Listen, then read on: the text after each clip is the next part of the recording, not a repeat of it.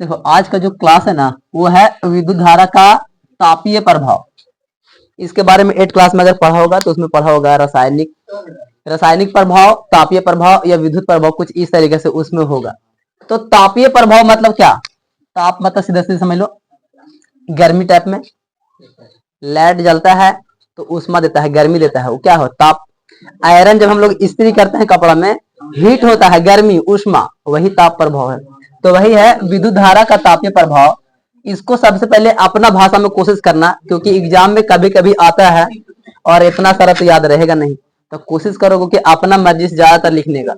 तो विद्युत धारा का तापीय प्रभाव क्या है? तो मेरे भाषा में, जब कोई भी विद्युत परिपथ से धारा को प्रवाहित किया जाता है और कोई भी ऑब्जेक्ट में, जैसे कि लाइट जला रहे हैं या आयरन चल रहा है या हीटर चल रहा है उसमें, तो उसमें क्या होता है कि लाइन की वजह से उसमें उष्मा निकलता है, गर्मी पैदा हो जाता है, उसी को बोलते हैं विद्युत धारा का तापीय प्रभाव। इतना तक समझ में आया? 2 नंबर मिल जाएगा इतना आराम से। इतना लिखने में 2 नंबर आराम से मिलेगा। और ये सब किताब वाला लिखा हुआ है जो किताब में बोला गया। आवाज नहीं करो, याद करो चुपचाप से। तो विद्युत धारा का तापीय प्रभाव क्या है? तो यहाँ पर एगो एग्जाम्पल सहित लेकर के समझाने की कोशिश किए हैं। जब किसी विद्युत पंखे को निरंतर काफी समय तक चलाते हैं, पंखा चलता है तो गर्मी तो होता है, सीधा सीधी बात है, बहुत समय तक चलता है तो वह गर्म हो जाता है। और इसके विपरीत यानी कि उल्टा, अगर यदि विद्युत परिपथ विशुद्ध रूप से प्रतिरोधक है, अर्थात बैटरी से केवल प्रतिरोधक का एक समूह ही संयोजित है, तो स्रोत की ऊर्जा निरंतर पूर्ण रूप से उष्मा रूप में क्षयित होती रहती है। इसे विद्युत धारा का तापीय प्रभाव कहते हैं।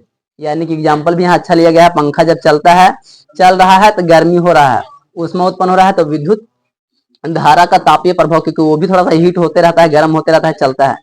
और चूंकि बिजली जब जाता है तो ऑटोमेटिक गर्मी पैदा कर ही देता है। यहाँ पर इसका एक दूगो यूज भी लिखते हैं कि इसका प्रभाव का उपयोग विद्युत हीटर में करते हैं। यानी कि जो विद्युत धारा का तापीय प्रभाव है, तो इसका प्रभाव का इस्तेमाल कहाँ करते हैं? तो विद्युत हीटर में। जिसके घर में लाइन वाला चूल्हा होगा देखेगा कि कम बेसी कर सकते हो, आराम से रखो खाना बन के तैयार। विद्युत इस्त्री जिसको बोलते हैं, आयरन कपड़ा में जो मारते हैं उसको, जैसे युक्तियों में भी इसका प्रयोग किया जाता है। तो किसका? विद्युत धारा के तापीय प्रभाव का। यहाँ पर 2 नंबर क्वेश्चन ये भी आ सकता है कि विद्युत धारा के तापीय प्रभाव का उपयोग लिखिए, कहाँ कहाँ हम लोग उपयोग करते हैं। तो विद्युत धारा के तापीय प्रभाव का उपयोग विद्युत हीटर में करते हैं, इस्त्री में करते हैं, और भी बहुत तरह में हम लोग कर सकते हैं। जैसे कि जो लाइट होता है ना लाल वाला, उसको जला करके और चप्पल वगैरह, रबड़ वगैरह को मुलायम करने में भी किया जाता है। जहाँ जूता उता बनता है ना, उसमें गर्म करके उसको लचीला बना करके तब सिलाई मारा जाता है और चिपकता है बहुत जल्दी सोल्यूशन से। तो हर तरह तरह का उसका यूज है अपना अपना। गर्मी जैसे ठंडा आ गया है और ठंडा में हीटर चला दो या बड़का हैलोजन जला दो, उससे रूम को पूरा गर्मी हो जाता है। तो रूम को गर्म करने के लिए भी हम लोग विद्युत धारा के तापीय प्रभाव का इस्तेमाल करते हैं। जो भी दिमाग में आएगा लिख दोगे, नंबर मिल जाएगा। इसके बारे में यहाँ पर हम थोड़ा फॉर्मूला भी लिख दिया है कि P बराबर में वी क्यू बटा टी यानी इक्वल टू वी आई। ये क्या है? स्रोत द्वारा परिपथ में निवेशित शक्ति। यानी कि जब स्रोत होगा कोई तो उसमें जब शक्ति निवेश करेंगे तो P मतलब पावर जा रहा है, और V मतलब देखो यहाँ लिख दिया है विभवांतर, Q मतलब आवेश, और यहाँ पर T मतलब समय, कुछ समय लग रहा है उसमें, और लाइन आवेश मतलब लाइन जा रहा है तो उसमें विभवांतर भी जा रहा है और उसी को हम लोग पावर बोल देते हैं। विभवांतर इंटू आई यानी कि विद्युत धारा हो रहा है, तो विभवांतर के साथ में विद्युत धारा प्रवाहित भी हो रहा है। और उसी को यहाँ पर दूसरा रूप में लिखे हैं अस्थायी विद्युत धारा द्वारा समय में उत्पन्न उष्मा की मात्रा। यानी कि विद्युत धारा एकदम अस्थायी रहेगा, ज्यादा नहीं रहेगा।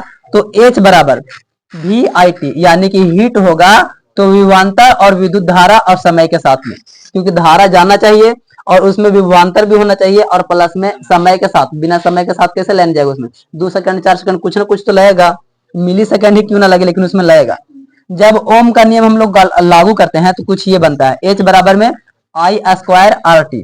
तो यहाँ पर क्या हो गया? आई स्क्वायर यानी कि धारा हो गया है, आई देखो कहाँ पे लिखा होगा, आई मतलब धारा हो गया है, और आर मतलब देखो प्रतिरोध, और टी मतलब समय, कुछ समय के साथ में। तो ओम का नियम लागू करने पर यह फॉर्मूला बन जाता है। इसके बारे में हिंदी भी लिखा हुआ था, लेकिन लिखते हिंदी तो शायद पार नहीं चलता, उतना याद भी नहीं होता, तो इसमें भी बहुत कम ही याद हो पाएगा। इसे जूल का ताप नियम भी कहते हैं, ये भी नाम याद रखना है कि इसी को हम लोग जूल का ताप नियम कहते हैं। विद्युत धारा का तापीय प्रभाव को ही जूल का ताप नियम कहा जाता है। या तो फिर यहाँ से ओम का नियम को लागू करने पर जूल का ताप नियम कहते हैं, ये भी हो सकता है। तो जो याद रखना है वो मेरे हिसाब से याद रखना है कि विद्युत धारा का तापीय प्रभाव का उपयोग, ये दोनों, और अपना मन से और जोड़ के लिख देना है कि विद्युत हीटर में, स्त्री में, और भी बहुत तरह के युक्तियों में, और भी बहुत तरह के वस्तुओं में हम लोग इसका इस्तेमाल कर सकते हैं। और क्या आ सकता है कि विद्युत धारा का तापीय प्रभाव क्या है, तो जब कोई भी वस्तु में, या तो पंखा मान लो या कोई भी चीज में, जब लाइन प्रवाह होता है तो समय के साथ उसमें थोड़ा सा ऊष्मा उत्पन्न होने लगता है, गर्मी उत्पन्न होने लगता है, जिसको हम लोग बोलते हैं विद्युत धारा का तापीय प्रभाव। अपना भाषा में जितना हो सके याद करने की कोशिश करोगे उतना बेहतर है। किताब वाला जितना हो सके कम ही ध्यान दो, खाली उसको समझो और दिमाग से अपने से सवाल का जवाब देना।